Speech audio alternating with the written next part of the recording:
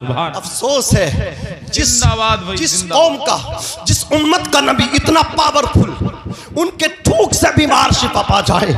आज उस नबी की उम्मत भटकी है। शादी के मौके पे डीजे, अगर यहूदो नसारा डीजे बजाएं तो कोई अफसोस की बात नहीं। कलमा पढ़ने वाले अपनी शादियों में रंडियों को नचाएं, कलमा पढ़ने वाले शराब नोश करें, कलमा पढ़ने वाले जुआ खेलें, कलमा पढ़ने वाले सट्टा खेलें, कलमा पढ़ने वाले माँ बाप की नाफरमानी करें। एक यहूदी नौजवान अपने माँ बाप को बुढ़ापे के आलम में जब ओल्ड हाउस लेकर के जाता है, वहां छोड़ करके आता है, कोई अफसोस नहीं।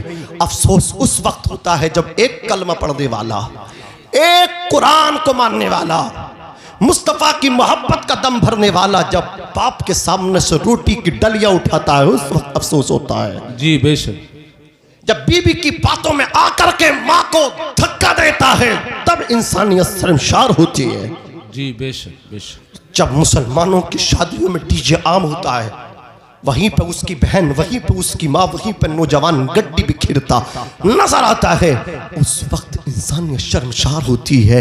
ये है नबी का कलमा पढ़ने वाले, ये है नबी का नाम लेने वाले। इनके नबी ने तो आज से 1400 साल पहले पैगाम दिया था। हजरत अब्दुल्ला इब्न उमर इरशाद फरमाते हैं कि मैं सफ़र कर रहा था, हजरत नाफे मेरे साथ थे। हजरत अब्दुल्ला इब्न उमर फरमाते हैं हम 1-1 मील तक चलते थे, नंबर मेरा आ गया, मैं ऊँटनी पे बैठा हुआ था, नाफे ऊँटनी की नकील पकड़ करके चल लगे थे। हम एक आबादी से गुजरे, एक बस्ती से गुजरे, अल्लाह अकबर, देखा कि वहां ढोल की आवाजें हजरत अब्दुल्ला इब्ने उमर के कानों में आई।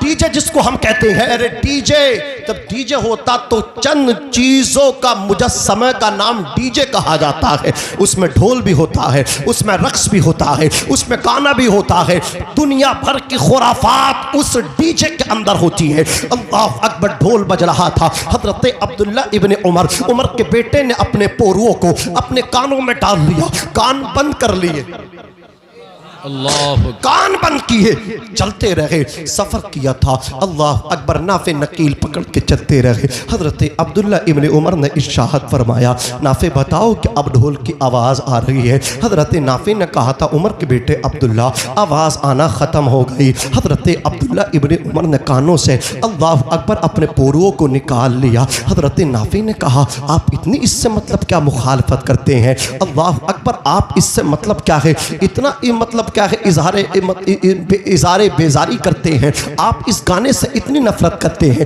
इस ढोल से इतनी नफरत करते हैं। अल्लाह अकबर, सोचिए सहाबा कितनी नफरत करते थे। आज अफसोस होता है, 5 टाइम की नमाज पढ़ने वाला भी बाप मना नहीं करता, बेटे मेरा सर झुक जाएगा, मैं नमाज पढ़ता हूँ 5 टाइम की। बेटे इमाम साहब मेरी इज्जत करते हैं, कारी साहब मेरी इज्जत करते हैं, बस्ती वाले मुझे हाजी कहते हैं, लोग क्या कहेंगे, नमाजी के बेटे की शादी में डीजे बजा है, देखो सही हाजी के बेटे की शादी में डीजे बजा है। अफसोस है, ऐसा नमाजी भी अपने बच्चों से मना नहीं करता। बस्ती में रहने वाले जिम्मेदार भी डीजे की मुखालफत नहीं करते। हमें मियाँ देखा गया, जो 5 टाइम के नमाजी हैं, उनके घर की बीबियां, उनके घर की बेटियां भी डीजे पे नाच देखती नजर आती है, नौजवानों का रक्स देखती नजर आती है। नबी पाक इरशाद फरमाते हैं, ऐसे नमाजी कान खोल करके सुने जिनकी बेटियां डीजे पे लोगों का डांस देखें, जिनकी बच्चियां डीजे पे नाचते हुए नौजवानों का डांस देखें। अपनी नमाजों को बचाओ। नमाज पढ़ना जरूरी है, लेकिन नमाज का बचाना भी जरूरी है। नबी फरमाते हैं, जिनके घर की बेटियां, जिनके घर की खवातीन डीजे को देखें, नाच गाने को देखें, आका फरमाते हैं ऐसे घर के मर्द मनहूस है, दज्जूस है, उनकी ना नमाजें कबूल होती है, ना रोजे कबूल होते हैं। बेशक बेशक, सुभान अल्लाह। नारे तकबीर, नारे रिसालत, उलमाए अहले सुन्नत, सुभान अल्लाह, सुभान। जरा मोहब्बत से बोले सुभान अल्लाह, सुभान, और मचल के बोले या रसूल अल्लाह, और तड़प के कह दें सुभान अल्लाह। हजरात, मेरे आका अलैहिस्सलातु वस्सलाम के प्यारे दीवानों, हजरत उमर फारूक आजम के बेटे ने कहा कि मैं एक सफ़र में नबी पाक के साथ था, जैसे अमल मैंने किया मेरे नबी ने किया था। नबी पाक के कानों में आवाज़ आई थी ढोल की, सरकार ने अपने कानों में पोरू को किया था और चलती रही। नबी फरमाते अब तो आवाज़ नहीं आ रही, सहाबी ने कहा था आका अब आवाज़ नहीं आ रही। नबी फरमाते हैं मैं इन चीज़ों को मिटाने आया। सुभान अल्लाह, सुभान अल्लाह। नबी पाक इन चीज़ों को मिटाने आए थे। और हमें जब तक शादी ही नहीं लगती जब तक कि डीजे आ ना जाए। लोग कहते हैं मौलाना यहाँ 10 नतीजा नहीं है, यहाँ खुशी है। जालिम, अल्लाह से डरो। जो अल्लाह तुम्हें जवानी देना चाहता है वो वापस लेना भी तो जानता है।